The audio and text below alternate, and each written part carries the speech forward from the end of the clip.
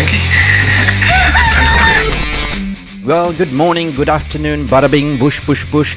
Just a general mood check how we fan base feeling after yesterday's 1-point clean sheet against Newcastle at the Theatre of Dreams and the week that's passed under Erik Ten Hag's rebuild at Manchester United. I woke up 7 a.m. feeling really fresh, and there's my cat coming and wants to be part of this stream. Cat is also happy. How are you, Mish? Good, good, good. Let's kick on the show with 10 things that we learned. I am repeating 10 things as it is Erik Ten Hag. Righty then, here we go. Number 1, 4 points. Rebuild takes time, so we should give manager the time.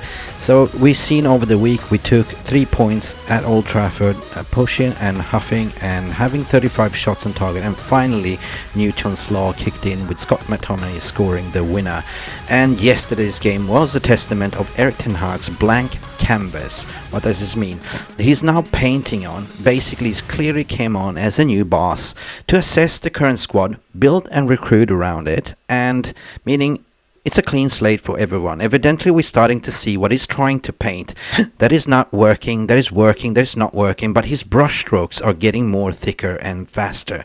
We can now see what he wants to create and create his masterpiece. So we should give him time. It's not 1999. Number 2, clean sheet. Yesterday's performance, according to my eyes and my lenses, was brilliant display on how Erik Ten Hag sets up to defend and attack as a team. Big up to our loyal servant behind the sticks, David De Gea, who got his 500 club appearance, kept clean sheet. What a fantastic celebration for David De Gea. Clean sheet. That leads us to number 3, which is the tactical game formation. It's a game changer. Typical Erik Ten Hag sets up in a 4-3-3 or sometimes 4-2-3-1. It's the same thing. Then what we've seen under Erik Ten Hag and his masterclass painting is we would typically set up as a 4-3-3 or 4-3-2-1. It's pretty much the similar formation according to my opinion. However, what is clear and obvious is when we switch the play to attack, the formation change, meaning that De Gea sits deep as the sweeper keeper. He's learned to come off his line and catch the ball if it comes up here to kick it back into the game, into the higher end of the pitch opponents. Varane and Martinez sits high up, dictating the play from the middle of the pitch, while you have Casemiro shielding that back line just in case a high ball gets over here to kick it back into the midfield or to the wingers. You see the Eriksen and Fernandes are kind of higher up of that pivot of the midfield, while Shaw and Dalot acting as fullbacks, extra converted midfielders on the wing. They are overlapping with the wingers, meaning they're creating a triangles, 1-2-3 passes, running into here, kicking into Ronaldo if it's needed. But what's interesting to see is that Ronnie here, if we're playing that formation, is the focal point where Anthony can receive the ball. He can drive in here, kick it in, shoot with his left foot, or just lay it up to Ronaldo. If Ronaldo is not playing, let's say if it's Martial will typically operate up here in this high line, creating a pressure around the box, being the linkage of play to 1-2 passes. Pass it off, lay it off to Eriksen, lay it off to Fernando, so even receive the ball on 1-2 and score a goal. That is pretty much how we operate when we are attacking under the new formation of Erik Ten Hag, which is kind of cool. Alrighty then, having a look at the attacking formation, number 4 is the defense, the defensive shape that we're seeing under Erik Ten Hag. Right then, defending is kind of become our strongest key feature under Erik Ten Hag. The way we are seeing and playing out in matches is when we are actually defending, we are defending as a team, meaning we are setting up with a 5-2-2-1, or depends on how you want to interpret it. So basically we will have Dalot, Varane, Martinez and Shaw as the traditional back four, protected by Casemiro here. Further up in that defense is Eriksen and Fernandes.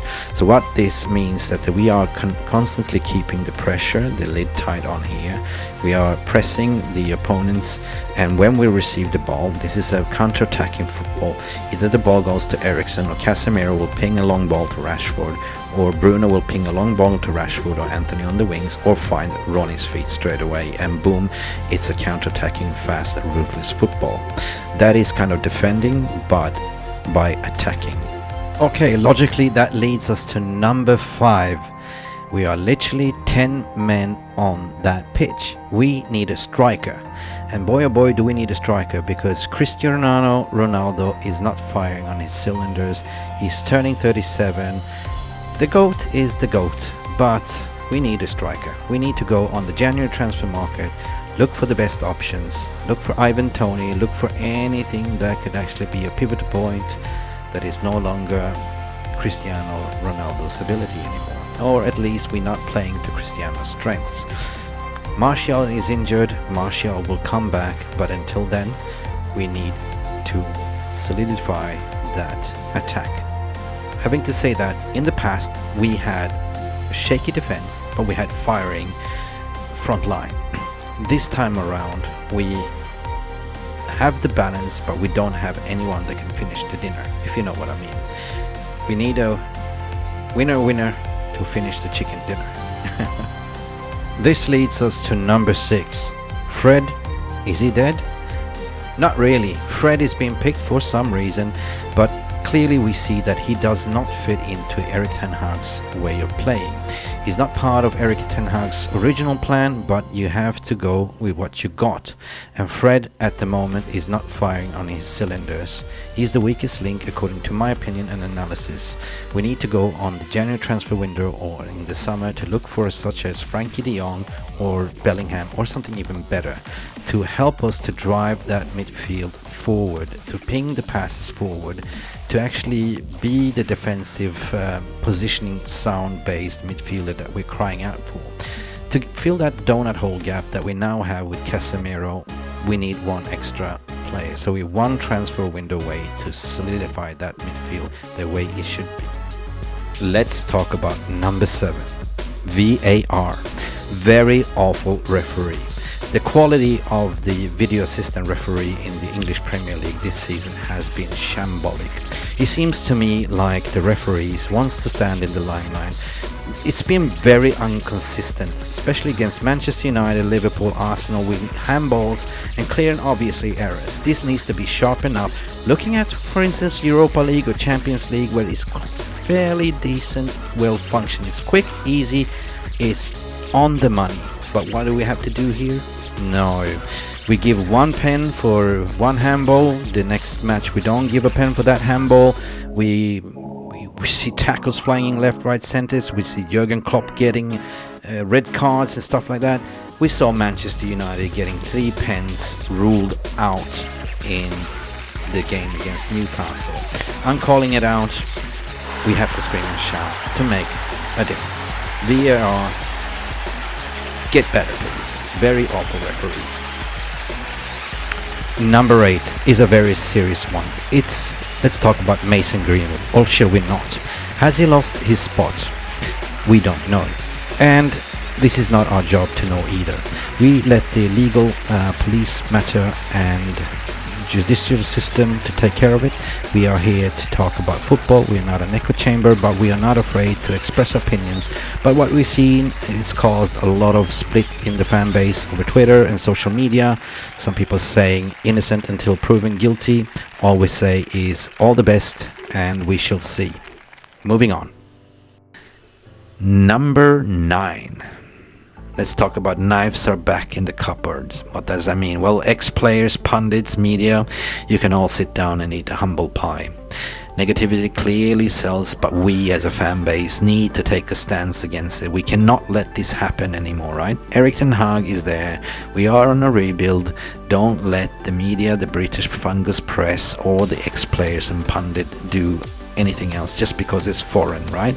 Let Erik Ten Hag do what Erik Ten Hag does best. Transform teams, implementing his playing style, and if you're not playing well, you get punishment.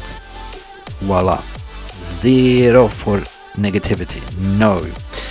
Number 10, finally number 10, the comeback spirit, and it comes down to Erik Ten Hag, which is number 10 for me. It is the mentality.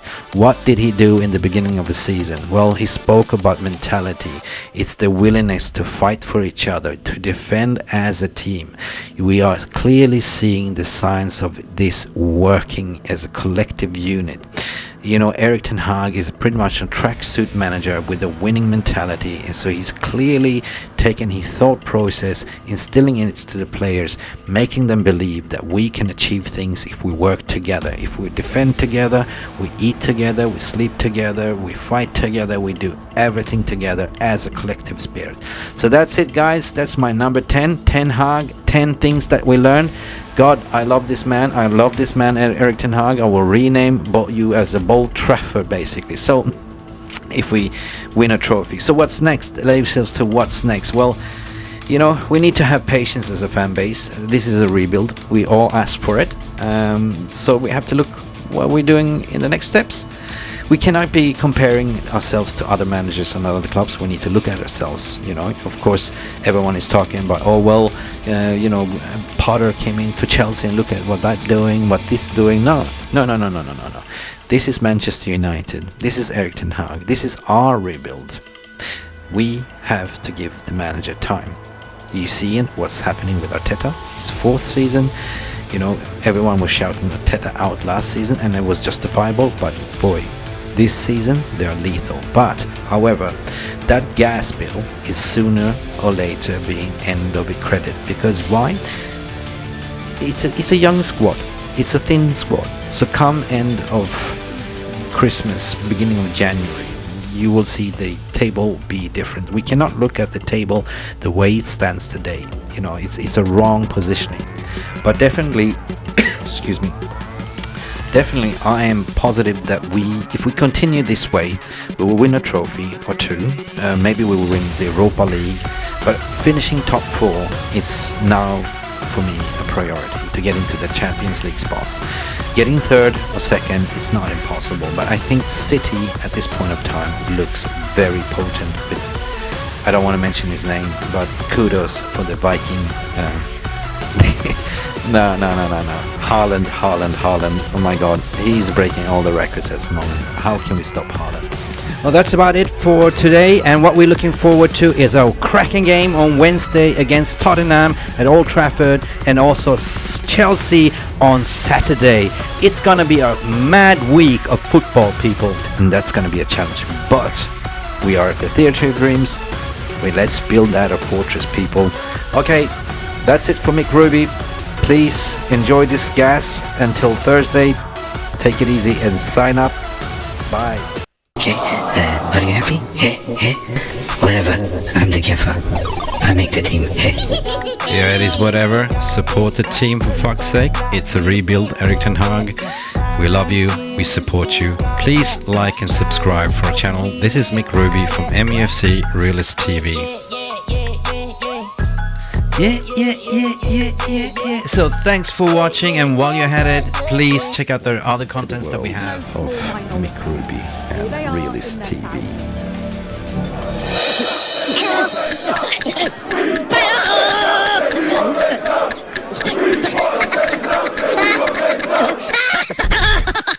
Anyway, cunts, adios, I'm out of here.